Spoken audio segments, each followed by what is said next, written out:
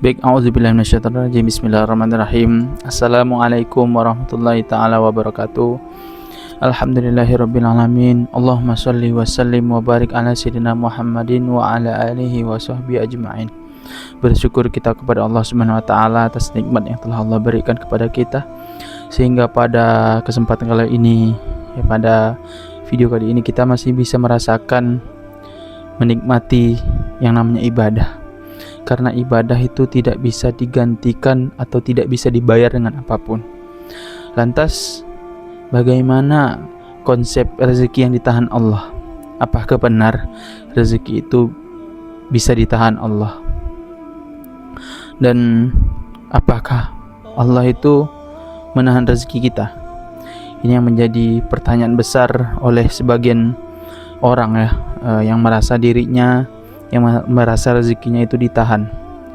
Selama ini kalau kita merasa rezeki itu sempit, maka mungkin bukan rezeki itu yang sedikit, tapi rasa syukur kita yang mungkin terlalu kecil.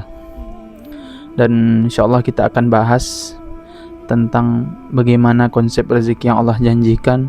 Apakah benar Allah itu menahan rezeki kita? Nah, banyak orang berkata, "Ya Allah, kenapa rezekiku ditahan?" Banyak kan yang berkata seperti itu. Tapi bagaimana kalau saya katakan Allah tidak pernah menahan rezekimu? Jadi Allah tidak pernah menahan rezekimu. Justru setiap detik kamu sedang menerima rezeki. Nah, yang salah satunya adalah definisi rezeki yang ada di kepalamu, yaitu salah satunya bagaimana kita bisa berpikir, bagaimana kita bisa menghirup udara. Itu kan salah satu rezeki yang paling mahal, yang rezeki tidak disangkai orang-orang. Banyak orang merasakan tidak menganggap bahwasanya itu adalah rezeki. Karena banyak juga orang yang punya uang, punya kekayaan, tapi karena tidak menganggapnya rezeki, sehingga Allah cabut rasa rezeki itu, dan dia harus bayar setiap hembusan nafasnya, setiap tarikan nafas yang dia rasakan itu harus bayar di rumah sakit dengan tabung oksigen yang begitu mahal. Kalau rezeki hanya uang, kenapa Firaun itu kaya? Dan kalau rezeki hanya uang, kenapa Qarun itu lebih kaya lagi?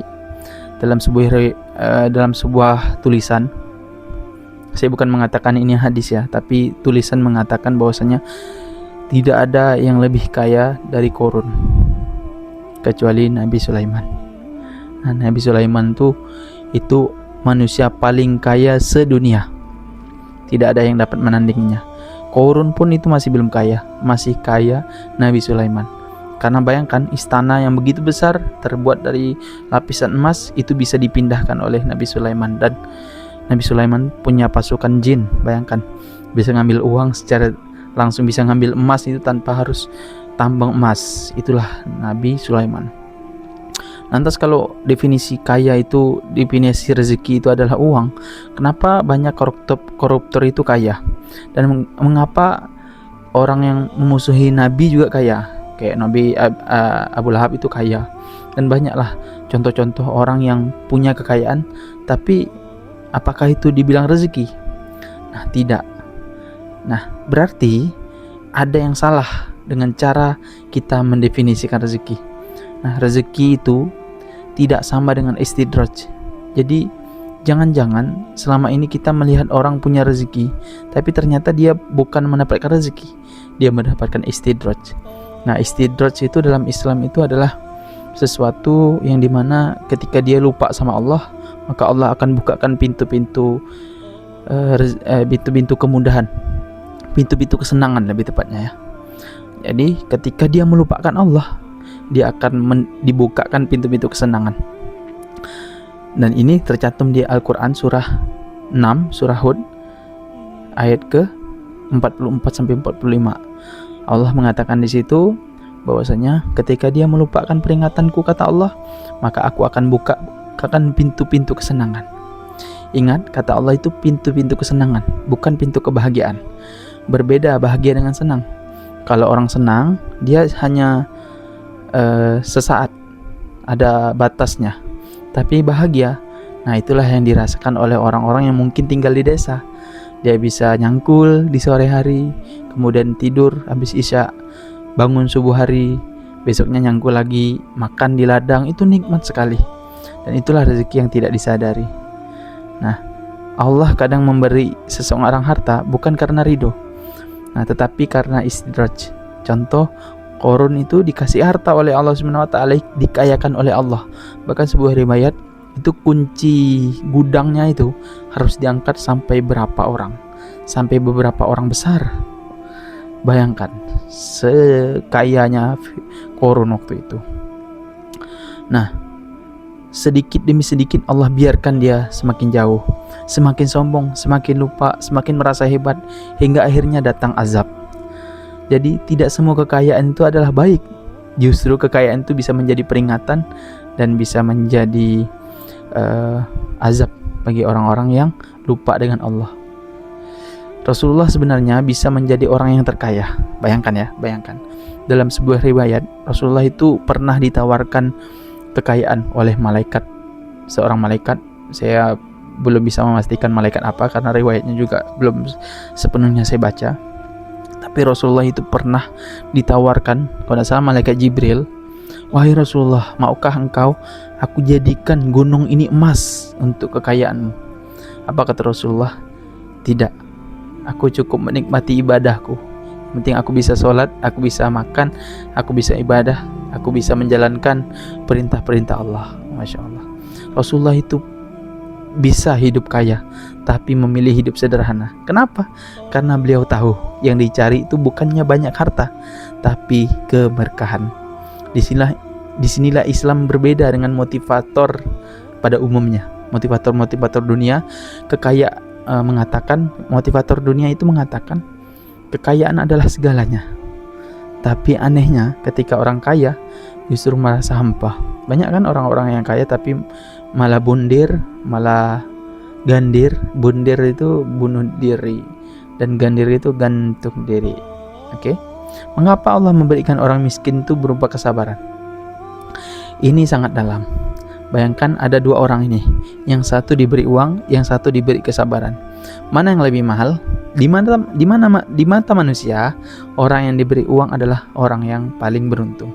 Tapi di sisi Allah, orang yang sabar adalah orang yang paling dicintai Allah, paling disayang Allah. Dan kebanyakan orang-orang yang sudah kaya biasanya berawal dari kesabaran. Maka untuk kamu yang belum kaya, maka bersabarlah, nanti Allah kayakan. Maksud dari rezeki ini bukan berarti tidak boleh kaya. Rezeki ini adalah sesuatu pemberian dari Allah, tujuannya untuk ibadah kepada Allah. Tapi kalau kekayaan tujuannya ya untuk mudah, untuk ibadah. Pertanyaannya, ketika kita kaya bisa ibadah nggak? Bisa kan? Ketika kita miskin bisa ibadah nggak? Oh, lebih lagi.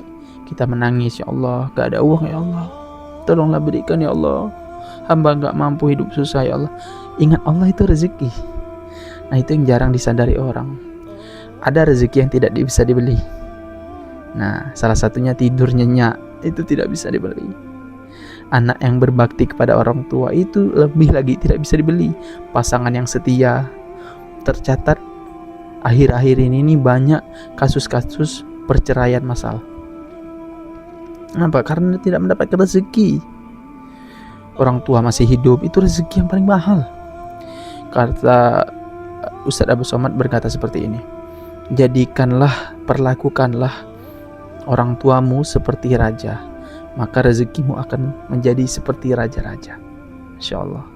Dan itu yang dilakukan Ustadz Abu Somad kan sebelum ibunya meninggal. Jadi beliau berbakti kepada orang tuanya.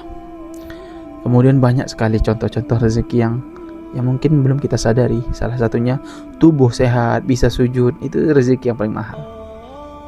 Nah, masih bisa menangis ketika berdoa. Kalau semua itu hilang, kalau misalnya kita tidak bisa ibadah lagi, tubuh kita sakit-sakitan, pasangan kita meninggalkan kita, terus anak kita durhaka kepada kita, dan kita tidak bisa tidur dengan nyenyak, apakah itu disebut rezeki? Meskipun kita banyak harta, apakah itu disebut rezeki? Tidak. Itu bukan rezeki. Dan rezeki yang terbesar bukanlah surga. Ini poinnya. Rezeki terbesar bukanlah surga. Nah, penasaran ya, kenapa sih kok kamu bisa berkata seperti itu? Mohon maaf ya, ini pendapat, boleh ya. Jadi rezeki terbesar itu bukan surga, tapi rezeki terbesar itu adalah hidayah. Karena surga itu balasan aja. Nah, balasan artinya surga itu hasil dari apa gitu. Nah, hasil dari hidayah. Hidayah itu adalah rezeki paling mahal. Termasuk kamu bisa menonton video ini sampai akhir, itu adalah rezeki. Itu adalah hidayah yang tak bisa dibeli dengan apapun. Dan ini adalah pintu surga. Ketika kita bisa mendengarkan hal ini, ketika kita bisa memahami hal konsep seperti ini, maka itulah hidayah. Maka yang paling penting itu bukan banyaknya, tapi rasanya. Yang ya untuk apa banyak tapi nggak ada rasanya ya. Ya contoh misalnya kan, banyak bahkan makanan enak di depan kita, tapi tidak bisa satupun yang bisa kita nikmati. Kenapa? Karena kita lagi demam, kita lagi sariawan, nggak bisa ngunyah sama sekali, kita tidak bisa makan sama sekali, dan rasa makanan yang masuk dalam ke mulut kita, bahkan garam sekalipun kita makan, itu rasanya hampa. Nah, rezeki itu bukan banyaknya, tapi rasanya. Mungkin selama ini kita sudah sibuk meminta rezeki, padahal setiap hari kita sudah tenggelam dalam lautan rezeki. Nah, itu adalah hidayah. Itu adalah rasa kenikmatan yang Allah berikan. Kita hanya gagal menghitungnya, dan mungkin alasan dan doa kita belum dikabulkan bukan karena Allah pelit. Ingat, bukan karena Allah pelit. Allah tidak mengabulkan doa kita bukan karena Allah pelit, tapi karena Allah itu menjaga kita dari sesuatu yang kita anggap baik, padahal itu bisa menghancurkan kehidupan kita. Banyak orang yang meminta harta, minta kekayaan, dikasih oleh Allah SWT.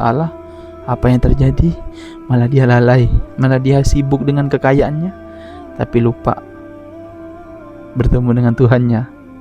Sudah kaya, tapi lupa siapa yang memberikannya. Tanyakan pada diri kita malam ini, kalau besok Allah mengambil semua uang kita, tapi memberikan kita keimanan yang begitu dahsyat, apakah kita masih mencintai Allah? Insya Allah masih, karena diberikan keimanan, diberikan keyakinan oleh Allah SWT.